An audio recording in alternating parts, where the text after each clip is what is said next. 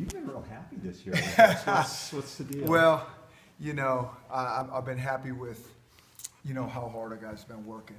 And, you know, now it's starting to get closer. And now you can kind of feel the intensity changing a little bit. We're still really concentrating on ourselves. It really needs to be that we're concentrating on ourselves. We can concentrate all we want on another opponent, but until we have ourselves right, you know, we're just going to be spinning our wheels. So we're making progress, but boy, we still got a lot of work to do. Are you ready to name a starting quarterback so we can stop asking? And I would love to have that question not asked. We're not there yet. We're getting closer. You know, I don't know if it's going to be one of those things. Hey, this is the guy. Hey, away we go. It's all settled forever. We obviously are going to have a starting quarterback game one, but we're not there. We're getting closer. These kids have all gotten a lot of reps. And, you know, I think we're kind of formulating our plan, and we still got a few more days to kind of figure that out.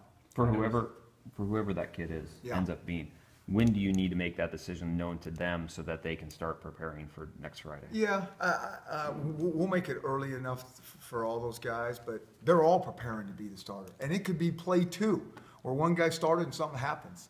And so that mentality can never change. I mean, it's such a long season.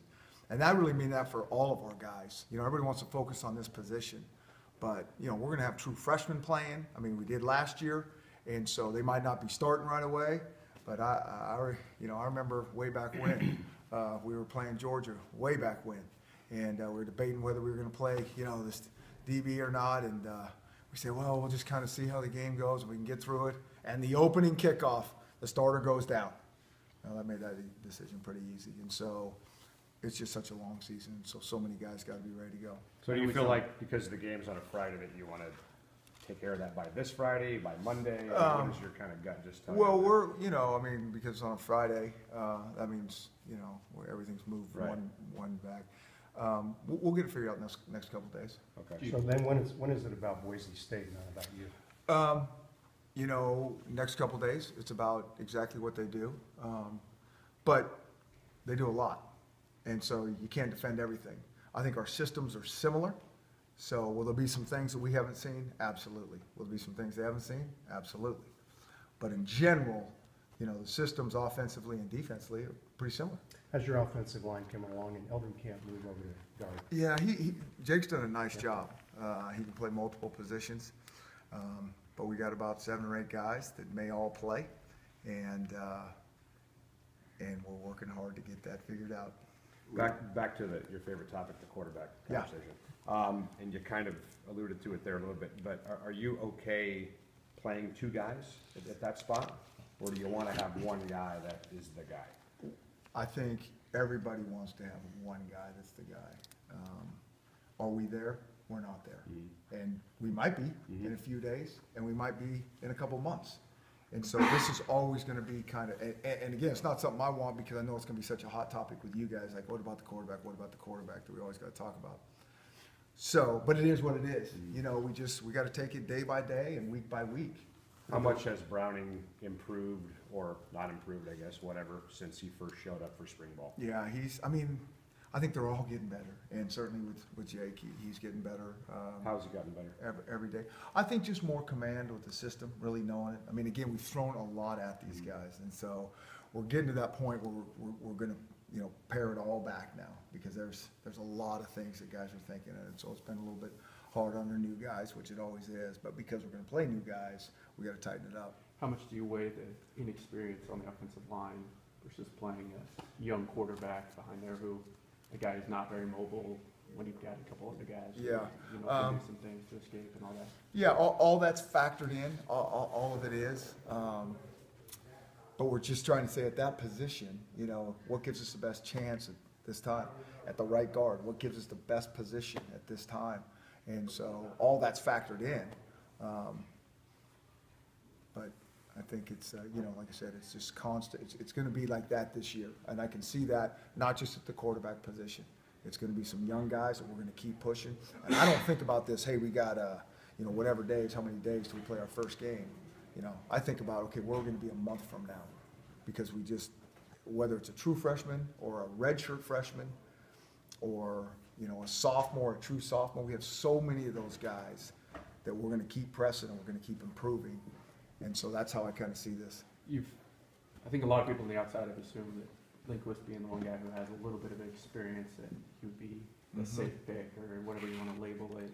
Do you buy into that? And would that be maybe a tipping point that he's gone on the road and started a game in the opener and all that? Yeah, I think, all that stuff matters when we're trying to figure this out. But these kids have gotten a lot of reps, and they really have. I think I got the count upstairs, but by next couple of days, I mean, it is going to be a lot. I'm talking about team reps. So we've been able to see a lot of things. Like thousands?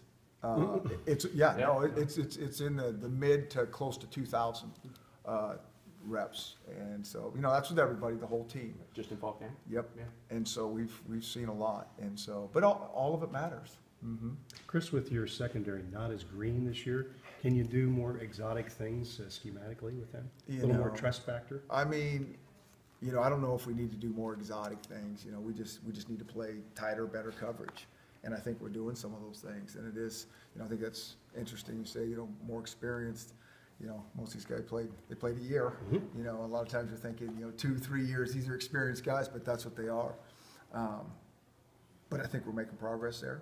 I think they've gotten better since last year.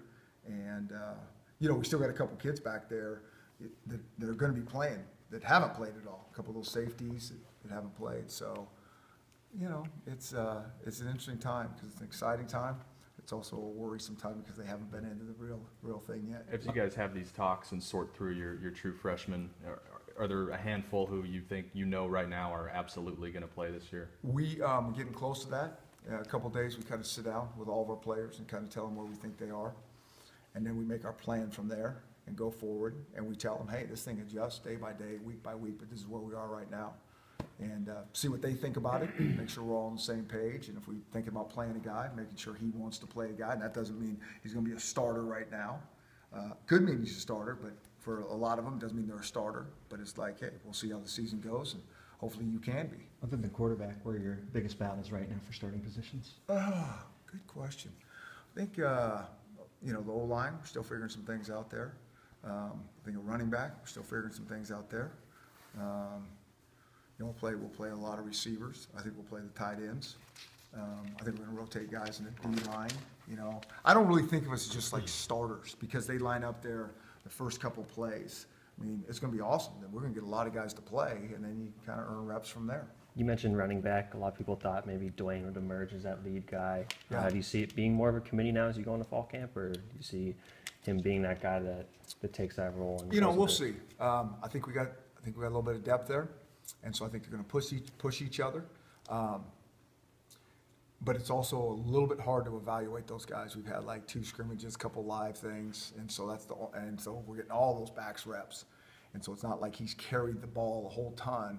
That's where I think the backs, that's where you evaluate backs when it's live. I mean, a lot of stuff we do, I can look okay back there getting the ball. And I emphasize okay, nothing more than that. But you guys know what I mean. I mean, who can break a tackle? Who can make a guy miss when it's not all clean? I mean, that's really what we're looking for. Where's Buddha just kind of on that seating chart at running back, as you like to say? At running back, Or any offensive role for that. Yeah, and so we'll develop as we go. We'll have some things for him, but Okay.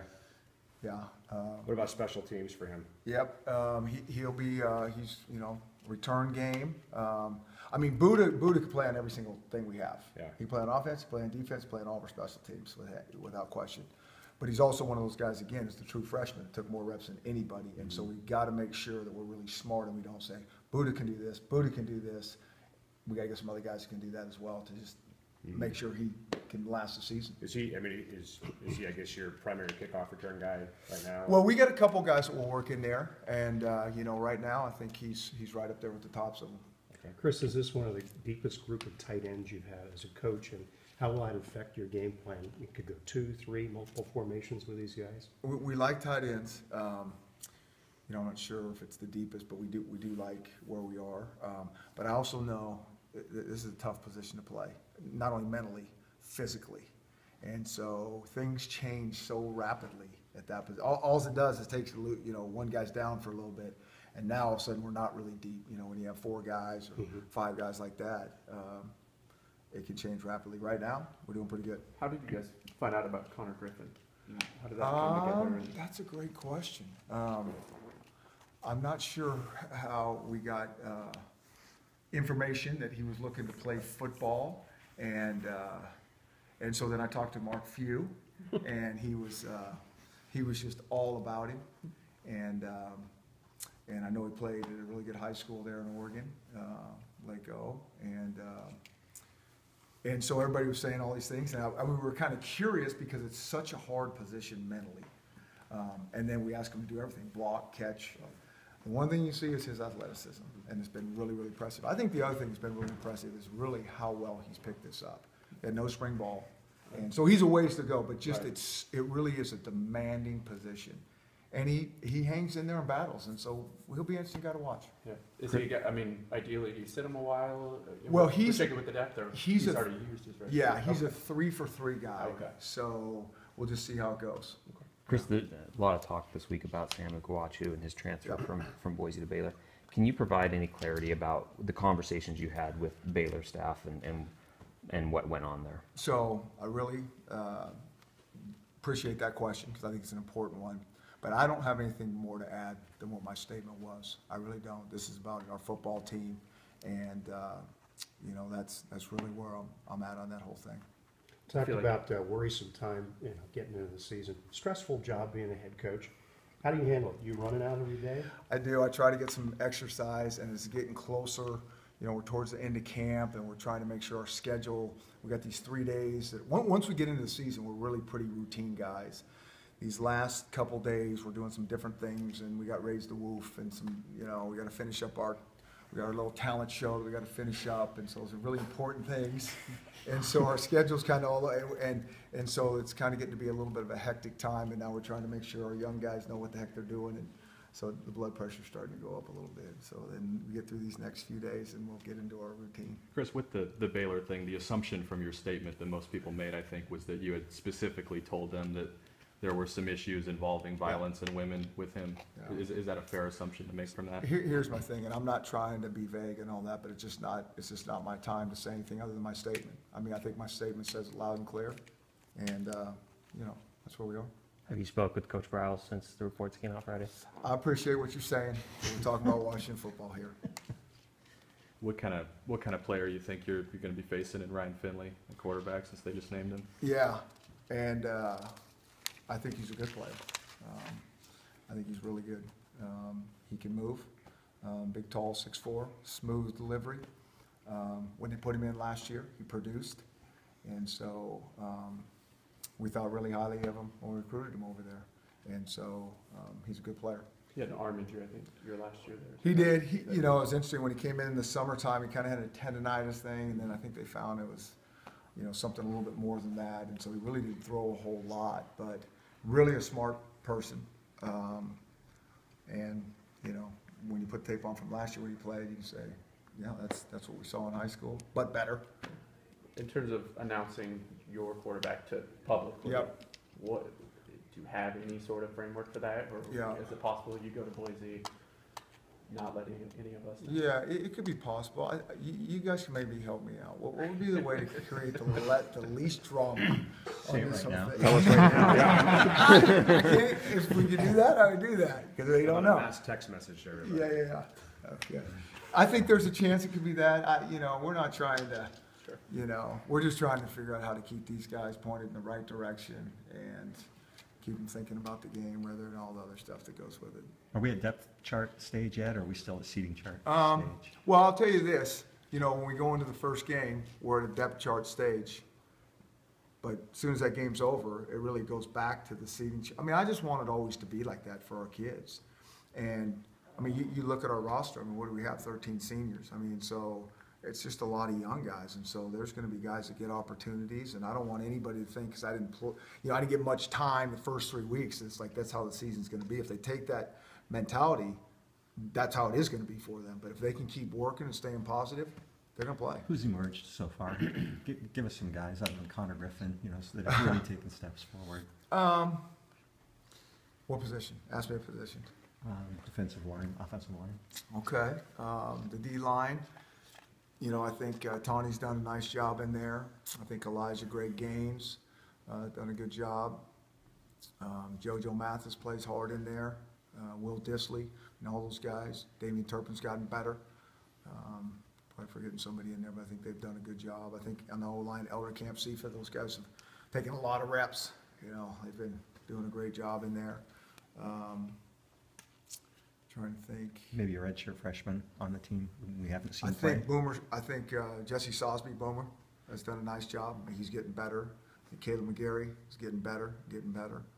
Who else would fall into that mix? Yeah. Matt James in the mix. still Matt there, right James is tackle. in there, battling. Yep, all those guys. Chris, what's your philosophy on regarding the quarterback situation? Do you kind of tell yourself, hey, whoever our guy is, he's going to be our guy. We're going to take some lumps with him if we have to, but let him grow and mature. Yeah. Or do you say to yourself, the first minute he kind of shows he's not the guy, we're willing to change if we have to? How do you? Yeah, and that's a fine line because guys are going to make mistakes, and you don't want them looking over their shoulder. But, you know, it could be that situation. There's going to be, you know, 2 guys or 3 guys to play. I mean, it could be that. That's what I'm trying to say. I'm trying to be honest on this thing, and I know it sounds vague, but I think it is day to day and week to week, and that's where we are. You kind of joked a couple weeks ago about giving Tony more reps. I mean, Yeah. Was that just sarcasm, or do you really feel like, I mean, is the plan still to redshirt him? I think that would be the ideal plan. Okay. You know, he really has done some nice things. He gets the ball out quick, and I do think he feels the game. Now, again, I kind of keep going back to this long season. I just remember how we were thinking going in, and then a month later, some different kids had to be playing for us. And so I think it would be ideal if we could redshirt him. But again, I think you get through the first month of the season and kind of say, okay, do we need to adjust our plans here? Yeah. You mentioned the trip to Boise, the matchup maybe being a little bit awkward for you going back Yeah. there. As we're a little closer to the game now, is it more? You think it's more awkward, less awkward? How are you feeling? It's insane. I mean, again, I think as we get closer, I'm just so much more focused on our guys being able to do what we need them to do. I mean, do we have the detail that we need to be able to compete against this really good team? Okay. Thanks, everybody. All righty, guys.